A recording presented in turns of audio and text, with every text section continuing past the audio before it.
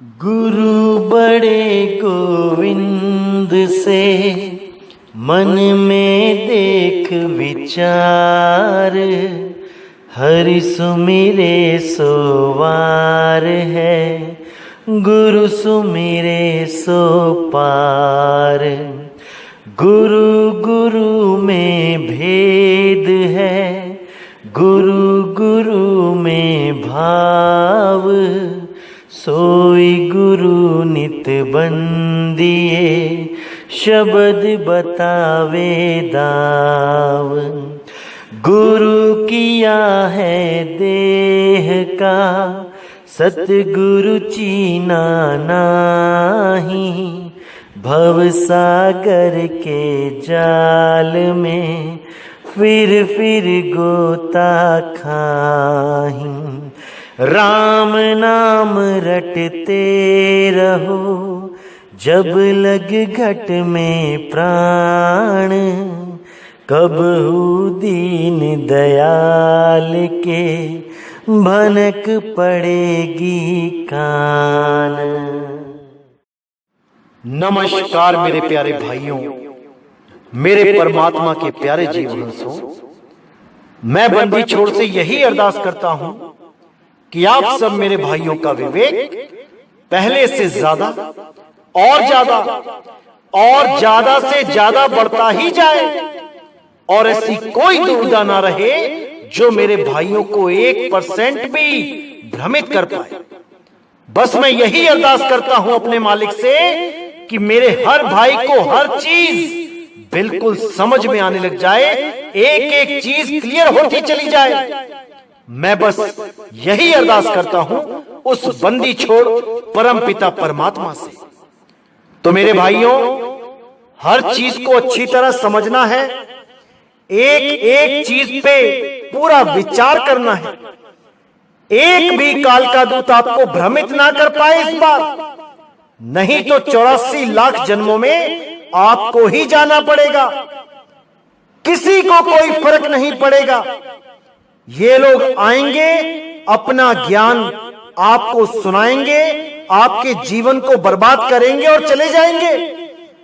भुगतान आपको ही भुगतना होगा।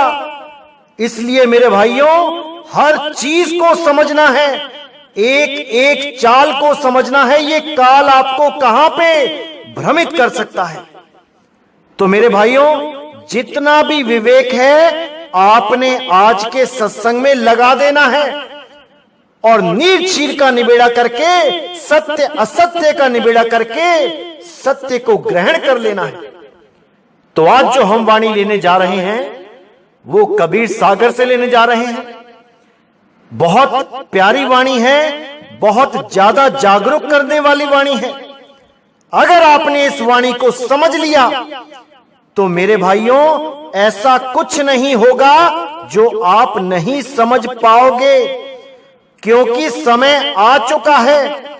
अब जागने का समय आ चुका है। अगर अभी भी ना जागे तो मेरे भाई कभी नहीं जाग पाओगे। तो आज का बहुत इंपॉर्टेंट सत्संग है, पूरा विवेक लगा के समझना है, एक एक चीज पे ध्यान देना है। तभी मेरे भाइयों ये जन्म मरण का चक्कर खत्म हो पाएगा, नहीं तो ऐसे ही 84 लाख में भटकते रह जाओगे, कोई ठिकाना नहीं मिल पाएगा। तो मेरे भाइयों, पूरा विचार करना है, पूरा विवेक लगाना है। तो क्या कहती है वाणी? पंथ एक तुम आप चलाऊं, जीवन को सतलोक ले जाऊं। 12 पंथ करूं मैं साजा, नाम तुम्हारा ले करूं आवाजा। तो जब कबीर साहब की काल निरंजन से वार्तालाप हुई तो काल ने क्या बोला कि तुम एक पंथ चलाना और इन जीवों को अपने लोक में ले जाना, लेकिन मैं 12 पंथ चलाऊंगा और तुम्हारा ही नाम लेके जीवों को होका दूंगा, तुम्हारी ही वाणी लेके जीवों को समझाऊंगा, लेकिन वाणी का अर्थ का अनर्थ कर दूंगा। और जितने भी कम विवेकशील जीव होंगे वो सब मेरे जाल में फंस जाएंगे। विवेकहीन प्राणियों को मैं नरकों में ले जाऊंगा और उनका आहार करूंगा। तो कहते हैं 12 यम संसार पठाऊं, नाम कबीर ले पंथ चलाऊं। यानी मैं अपने 12 दूतों को, इन काल दूतों को संसार में पठाऊंगा और तुम्हारे ही नाम से, कबीर के नाम से पंथ चलाऊंगा। और उन्हीं पंथों से अलग अलग और भी हजारों पंथ चलेंगे जो नाम बदल बदल के ज्ञान वही देंगे, वही 5 नाम देंगे, ज्योत निरंजन ओंकार रारंकार सोहंग सतनाम, वही श्वासों का जाप देंगे। कोई कोहंग कोहंग करेगा, कोई सोहंग सोहंग करेगा, कोई ओहंग ओहंग करेगा, कोई ओम सोहम करेगा, कोई सतगुरु सतनाम करेगा। यही श्वासों का अजपा जाप देके मैं इस श्वास के साथ ही जीव को बांध के रखूंगा। उनकी सूरत को श्वासों से अलग नहीं होने दूंगा। और जब तक श्वासों से सूरत अलग नहीं हो जाती तब तक वो मुक्ति को प्राप्त नहीं कर सकती। इन सबको मैं जाप, अजपा और अनहद नाद से जोड़ के रखूंगा। एक भी जीव इन तीनों जालों को समझ नहीं पाएगा और सब के सब इसी जाल में फंस के रह जाएंगे। तो साफ बोल दिया यहां 12 यम संसार पठाऊं, नाम कबीर ले पंथ चलाऊं। आज के समय में ऐसा कोई पंथ नहीं है जो कबीर साहब की वाणियां ना लेता हो।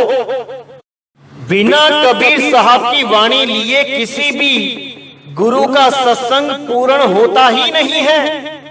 कहीं ना कहीं कबीर साहब की वाणियां लेनी ही पड़ती हैं।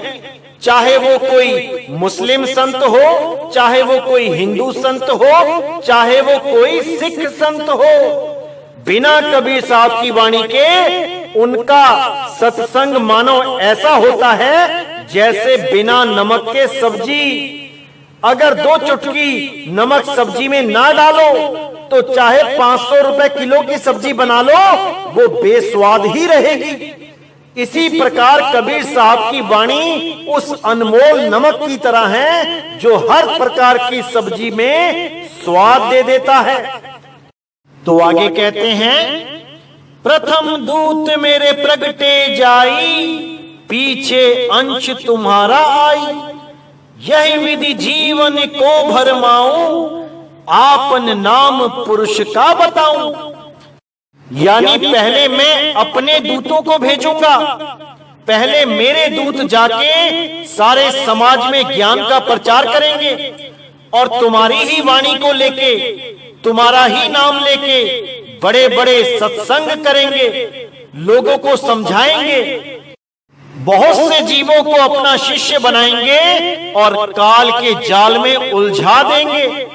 वो 52 अक्षर ही नाम लेंगे। बातें तो आत्म ज्ञान की ही करेंगे, लेकिन जब कोई भी जीव उनके पास जाएगा आत्म ज्ञान प्राप्त कर दें तो मंत्र जपवा देंगे, मैं कौन हूं, मैं कौन हूं। और बेचारा जीव मैं कौन हूं करता करता नरक को चला जाएगा। ऐसे लोगों से सावधान रहना है मेरे भाइयों। ऐसे काल के शातिर दूतों से सावधान रहना है। कोई आत्म ज्ञान के नाम पर नाक पे ध्यान लगवाता रहेगा, 10-10 साल तक नाक पे ही ध्यान लगाते रहेंगे, नाक को ही देखते रहेंगे। उसके बाद त्रिकुटी में ध्यान लगवा देंगे, फिर श्वासों का जाप जपवा देंगे। ऐसे ही ये काल के दूत ये जीवों को भरमाते रहेंगे। लेकिन मेरे भाइयों, आपने आत्म ज्ञान को सही से समझना है कि आत्म ज्ञान क्या होता है और देही ज्ञान क्या होता है। ये जितने भी 52 अक्षर होते हैं ये देही के द्वारा ही प्रकट होते हैं। ये देही ज्ञान ही है, ये विदेही ज्ञान नहीं है, क्योंकि 52 अक्षर देह से ही पैदा होते हैं। और जो भी आपको देही से पैदा होने वाले नाम, देही से ही उत्पन्न होने वाली धुनें, देही से उत्पन्न होने वाले मंत्र पकड़ा दे, वो देही ज्ञान ही है, वो विदेही ज्ञान नहीं है। तो कहते हैं प्रथम दूत मेरे प्रगटे जाई, पीछे अंश तुम्हारा आई। यही विधि जीवन को भरमाऊं, आपन नाम पुरुष का बताऊं। यानी इसी प्रकार सारे जीवों को भरमाऊंगा और अपना नाम परमात्मा का नाम घोषित कर दूंगा। अपना नाम यानी कि जितने भी बोलने लिखने पढ़ने वाले नाम हैं, ये सब नाम परमात्मा के घोषित कर दूंगा। मैं ये ज्ञान प्रचार करूंगा कि कोई भी नाम जप लो, सब नाम एक से ही होते हैं, सब नाम परमात्मा के हैं, कोई भी नाम जप लो। ऐसा ज्ञान देके मैं जीवों को भरमा दूंगा।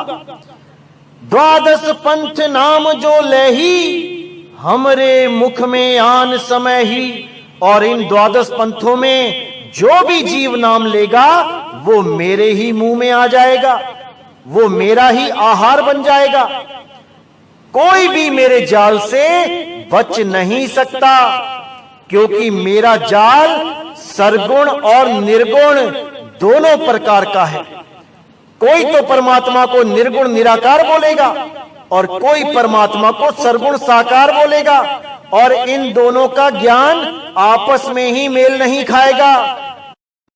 और ये दोनों ही अपने आप को एक दूसरे से महान सिद्ध करने में लगे रहेंगे। साकार को मानने वाले निराकार का खंडन करने लगेंगे और निराकार को मानने वाले साकार का खंडन करेंगे। लेकिन ये नहीं जानते होंगे कि दोनों ही एक ही सिक्के के दो पहलू हैं। अरे कोई सरगुण में रीझ रहा, कोई निर्गुण ठहराए, अटपट चाल कबीर की मोह से कही ना जाए। सरगुण निर्गुण द्वंद्व पसारा और दोनों पड़ गए काल की धारा। परमात्मा ना तो सरगुण साकार है और परमात्मा ना तो निर्गुण निराकार है, वो केवल शब्द स्वरूपी है। अरे हम हैं शब्द शब्द हम माही, हमसे भिन्न और कछु नहीं। तो मेरे भाइयों, शब्द को अच्छी तरह समझना है। शब्द ही परमात्मा है। लेकिन यहां पर शब्द केवल एक नहीं है कि कुछ लोग आजकल सत्संग करते हैं कि शब्द भी पैदा होता है। अरे शब्द शब्द बहु अंतरे, सार शब्द मत लीजे। कहे कबीर जहां सार शब्द नहीं, दृग जीवन सो जीजे। वो सार शब्द कोई बोलने लिखने पढ़ने वाला मंत्र नहीं है कि वो कोई अक्षर है। ये सारे अक्षर उत्पन्न कहां से होते हैं, पहले उसका बोध करो। कौन है जो इन अक्षरों को पैदा कर रहा है, उसको जानो, तब समझ में आएगा कि सार शब्द क्या है। तब समझ में आएगा कि कैसे वो 52 अक्षरों से भिन्न है। अरे 52 अक्षर जीवाधारा, आदि अक्षर जीभ्या से न्यारा।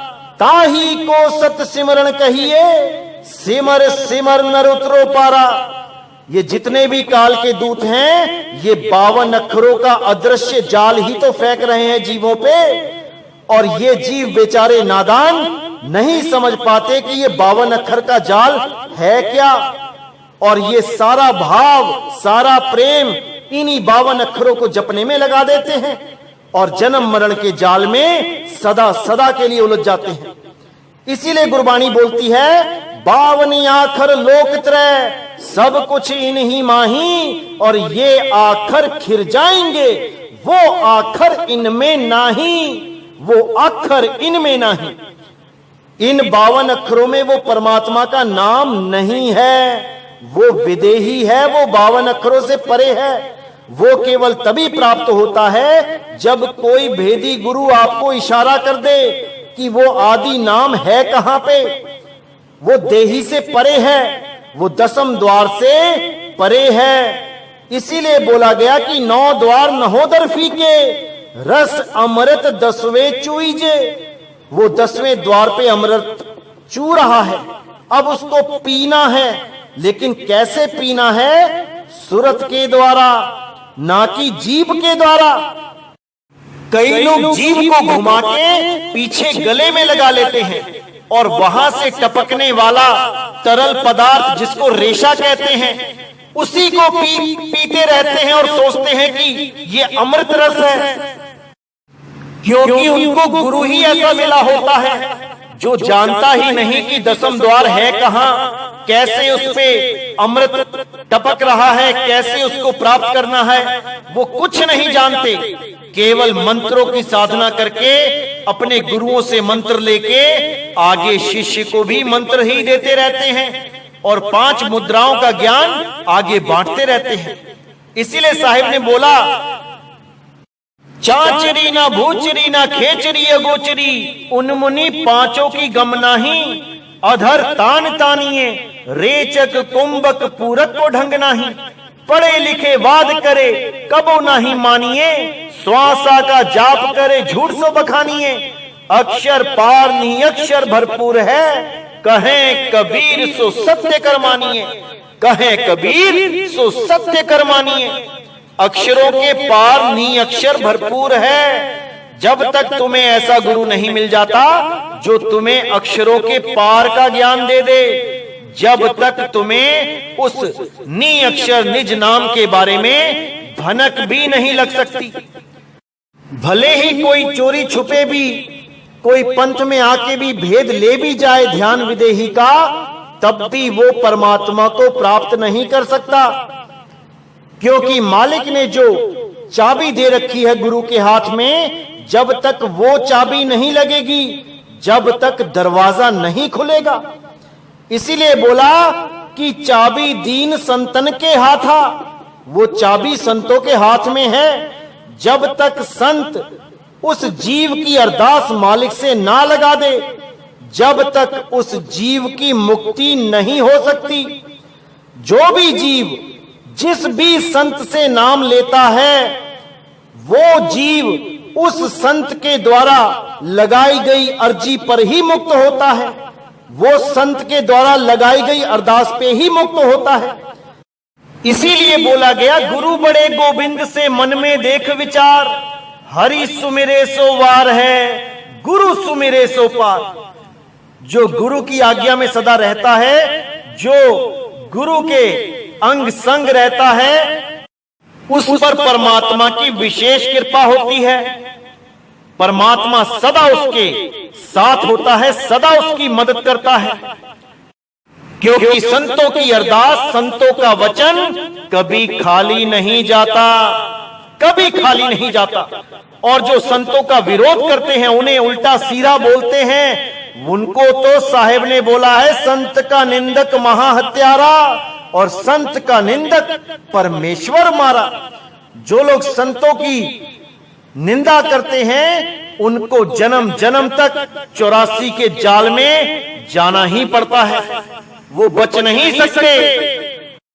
चाहे कोई भी गुरु हो, कोई भी संत हो, अगर आप उसके पास गए हो, आपने उससे कुछ भी ज्ञान प्राप्त किया है, तो मेरे भाई भले ही आप उसे छोड़ क्यों ना दो, लेकिन कभी उसकी निंदा नहीं करनी चाहिए, क्योंकि जितना ज्ञान उसके पास था उसने आपको दे दिया। अब आगे का ज्ञान अगर आप कहीं और से लेना चाहते हो तो ले सकते हो। सच्चा संत कभी भी किसी भी शिष्य को आगे बढ़ने से नहीं रोकता, और जो अपने शिष्यों को आगे बढ़ने से रोके, वो कभी सच्चा संत हो ही नहीं सकता। क्योंकि सच्चा संत हमेशा यही चाहता है कि उसके शिष्य की हमेशा उन्नति होती रहे। अरे सच्चे संतों ने तो यहां तक कह दिया कि अगर हमारे ज्ञान से आगे का कोई ज्ञान मिलता है तो भाई हमें भी लेके चलो, हमें भी साथ में लेके चलो, क्योंकि हमारा भी लक्ष्य केवल धुर तक पहुंचना है, उस परम पिता परमात्मा तक पहुंचना है।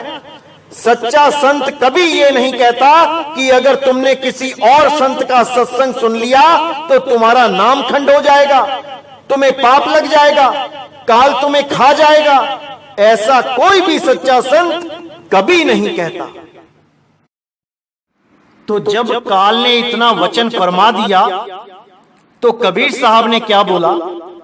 अरे काल पर पंच पसारा, तीनों युग जीवन दुख आधारा, बिनती तोरी लीन में मानी, मोह कह ठगे काल अभिमानी, यानी हे काल, तूने जो परपंच पसार दिया है, इन तीनों युगों में तूने जो वादा ले लिया है कि इन 3 युगों में कोई पंथ ना चलाना, थोड़े थोड़े जीव लेके जाना, और जब कलयुग आ जाएगा तब जितने चाहे उतने जीव ले जाना, कितना भी बड़ा पंथ क्यों ना चला देना।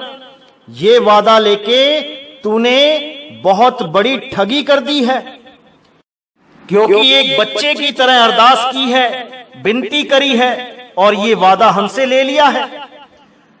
इन 3 युगों में हमें पता है कि तू क्या करेगा।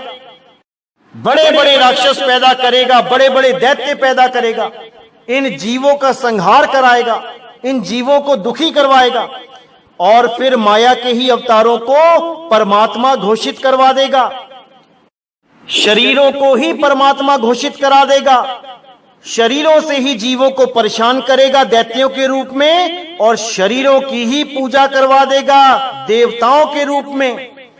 ये शरीरों का खेल 3 युगों तक ऐसे ही चलता रहेगा। सब जीव शरीरों की ही आस लगा के बैठ जाएंगे और सब शरीरों की ही पूजा करेंगे। लेकिन जब चौथा युग आएगा तब ऐसा नहीं होगा। तब शरीरों से हटके, देह से हटके विदेह ज्ञान का प्रचार किया जाएगा। तब ही मेरा असली कबीर पंथ चलेगा और सारे पंथों को एक कर देगा। जितने भी जीव अन्य पंथों में शरीरों की पूजा करने में लगे हैं, वो सब ज्ञान अज्ञान को समझ के इसी पंथ में आके विदेही ज्ञान को प्राप्त करेंगे और देही से अपनी आस तोड़ देंगे। ना तो वो स्वयं को देही मानेंगे और ना ही किसी देह को परमात्मा मानेंगे। वो स्वयं भी अपने आप को विदेही अनुभव करेंगे और उनका परमात्मा भी विदेही ही होगा। ये शरीरों का जाल कलयुग में तोड़ दिया जाएगा। तो साहिब कहते हैं, चौथा युग जब कलयुग आई, तब हम अपना अंश पठाई। काल फंद छूटे नर लोई, सकल सृष्टि परवानिक होई। यानी जब चौथा युग कलयुग आएगा तब हम अपना अंश पठाएंगे, जो मेरे मूल ज्ञान को पूरी दुनिया में उजागर करेगा। और तब ही काल के फंदे से ये नर लोई, ये आदमी, ये औरतें, जितने भी अपने आप को शरीर समझ रहे हैं, ये जीव, ये सब उस मूल ज्ञान को समझ के परमात्मा के विदेही ज्ञान को अपना लेंगे और शरीरों से दूर हो जाएंगे। सकल सृष्टि परवानिक होई। पूरी दुनिया में ये मूल ज्ञान चलेगा। इस मूल ज्ञान को समझने से सारे धर्म एक हो जाएंगे। जितने भी विवेकी हंस इस दुनिया में बैठे हैं, जो परमात्मा की खोज कर रहे हैं, वो सब इस मूल ज्ञान को समझ के एक हो जाएंगे। उनमें कोई भी धर्म, जात, वैर विरोध का भाव, ये सब खत्म हो जाएगा। सब अपने आप को आत्मदेव समझेंगे, सब अपने आप को परमात्मा का अंश समझेंगे और सब के सब एक परमात्मा के अंडर, एक झंडे के अंडर, एक भाषा, सब के सब एक हो जाएंगे और इस जहान से नफरत का बीज खत्म कर दिया जाएगा। हम सब एक हो जाएंगे क्योंकि हम सब एक ही हैं। हम सब आत्मदेव हैं, कोई बड़ा छोटा नहीं है। तो साहिब कहते हैं, चौथा युग जब कलयुग आई, तब हम अपना अंश पठाई। काल फंद छूटे नर लोई, सकल सृष्टि परवानिक होई। घर घर देखो बोध विचारा, सत्य नाम सब ठौरी उचारा। 5505 तब यह वचन मेरा होगा साचा। कलयुग बीत जाए जब एता, सब जीव परम पुरुष पद चेता। यानी यहां साहिब साफ कहते हैं कि घर घर देखो बोध विचारा। घर घर में बोध विचार होगा, हर घर में ज्ञान चर्चा होगी, अड़ोस पड़ोस में, गली मोहल्लों में, पूरे देश में पूरे विश्व में ज्ञान चर्चा होगी। लोगों को जब ये मूल ज्ञान समझ में आएगा तो वो अपने दूसरे भाइयों को समझाने लगेंगे। पूरा पूरा गांव चेतेगा, पूरा पूरा शहर चेतेगा, पूरा देश चेतेगा, पूरा विश्व चेतेगा और सब के सब एक झंडे के नीचे आके परमात्मा की भक्ति करेंगे। घर घर देखो बोध विचारा, सत्य नाम सब ठौर उच्चारा। घर घर में सत्य नाम का डंका बजेगा, घर घर में सत्य नाम की आवाज आएगी और ये सत्य नाम ओम सोहम नहीं होगा। ये सत्य नाम काल का और अक्षर पुरुष का नाम नहीं होगा। ये परमपिता परमात्मा का गुप्त नाम है। इसी नाम का डंका बजेगा। 5505 तब यह वचन मेरा होगा साचा। अब ये 5505 क्या है? ये कोड लगा है, इसको कोई खोल नहीं सकता। जो दिख रहा है लिखा हुआ ऐसा है नहीं।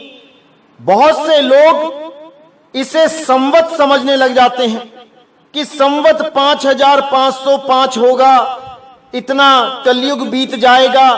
अरे भाई नहीं, ये कोड लगा है, इस कोड को दिसंबर में खोल दिया जाएगा।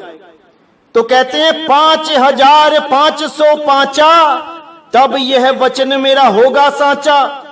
कलयुग बीत जाए जब एता, सब जीव परम पुरुष पद चेता। जब ये 5505 का कोड खोल दिया जाएगा तब हर जीव की शंका का समाधान हो जाएगा। जो भी जीव जिस भी भक्ति में उलझा हुआ है वो उस भक्ति को पहचान जाएगा कि इस भक्ति करने से मेरा कल्याण होगा कि नहीं, और वो सार असार को जान के असार को त्याग के सार की शरण लेगा, सार को अपना लेगा। अरे सतगुरु ऐसा चाहिए जैसा सूप सुहाए, सार सार तो गही रहे, थोथा दे उड़ाए। तो जितने भी ये थोथा ज्ञान लेके बैठे हैं ये सब के सब उसी झंडे के नीचे आएंगे। समय आ चुका है मेरे भाइयों, समय आ चुका है। तो साहिब कहते हैं सब जीव परम पुरुष पद चेता। जितने भी जीव हैं वो उस पद को चेत जाएंगे जहां पर उनकी अवस्था परम पुरुष जैसी हो जाएगी। यानी वो जीव से शिव बनना बंद कर देंगे, जीव से शिव होना बंद कर देंगे और सीधे विहंगम चाल से जीव से पीव अवस्था को प्राप्त करेंगे। अरे जीव शिव सब प्रगटे, वै ठाकुर वैदास, कबीर और जाने नहीं, एक राम नाम की आस। वो राम नाम ही सार शब्द है, वो कोई अक्षरों वाला राम नाम नहीं है, वो नी अक्षर है, वो नी अक्षर है। तो साहिब कहते हैं अक्षर ज्ञान सब जगत बखाने, नी अक्षर ज्ञान कोई बिरला जाने। अक्षरों का ज्ञान लेके तो सारे संसार के गुरु बैठे हैं, लेकिन नी अक्षर का ज्ञान कोई बिरला संत ही दे सकता है, नहीं तो सबके सब ये 52 अक्षरी ज्ञान में ही उलझा देंगे। कोई आत्म ज्ञान के नाम पे मैं कौन हूं का मंत्र देके उलझा देगा। कोई आत्म ज्ञान के नाम पे मैं आत्मा हूं कह के उलझा देगा। कोई आत्म ज्ञान के नाम पे मोबाइलों में झिंगुर की आवाज सुना के उसको सार शब्द घोषित कर देगा। कोई 2 नाम 3 नाम 5 नाम 7 नाम 52 अक्षरी नाम देखे सारी उम्र जपने के लिए बोल देगा। ऐसे ही ये सारे जीवों को भरमाते जाएंगे। कोई श्वासों का जपा जाप दे देगा, जपते रहो सोहंग सोहंग, जपते रहो कोहंग कोहंग, जपते रहो वोहंग वोहंग। बस ऐसे ही जपते जपते जीवन का नाश हो जाएगा। कोई कानों में उंगलियां दे के बैठा देगा, देते रहो कानों में उंगलियां, सुनते रहो इन 5 तत्वों की 5 धुनों को और सुनते सुनते एक दिन इस शरीर को छोड़ के दोबारा 84 में चले जाओ। यही अज्ञान है मेरे भाइयों, यही अज्ञान है। जब तक आपने इस अज्ञान को नहीं समझा, इसको समझ के नहीं त्यागा, तब तक आपको आपका निज स्वरूप कभी प्राप्त नहीं हो सकता। और निज स्वरूप में ही परमात्मा का वास है, इसको अच्छी तरह समझ लो। ज्यों तिलमा ही तेल है, ज्यों चकमक में आग, और तेरा साईं तुझ में है, जाग सके तो जाग। इसलिए मेरे भाई, इससे पहले कि ये जीवन बर्बाद हो जाए और तुम्हें 84 में जाना पड़ जाए, उससे पहले जाग जाओ। ये दास आपको जगाने के लिए ही आया है। और अगर हमारे सत्संग सुन के भी आप नहीं जाग पाए, तो मेरे भाई समझ लेना कि तुम्हें कोई जगाने वाला नहीं मिलने वाला। फिर अगर इतने सत्संग सुन के भी तुम जाग नहीं पाए, तो तुम कभी जाग नहीं पाओगे। तो मेरे भाइयों, हर चीज को समझना है, हर चीज पे विचार करना है और सत्य असत्य का निबेड़ा करना है। तो इसी के साथ आज का सत्संग मैं यही समाप्त करता हूं और अगला सत्संग बहुत जल्दी आएगा। तब तक के लिए मुझे विदा करें। बोलिए सतगुरु बंदी छोड़ सतगुरु सत्य कबीर साहिब की सदा ही जय हो, सदा ही जय हो। मेरे मालिक की साहिब बंदगी सतनाम।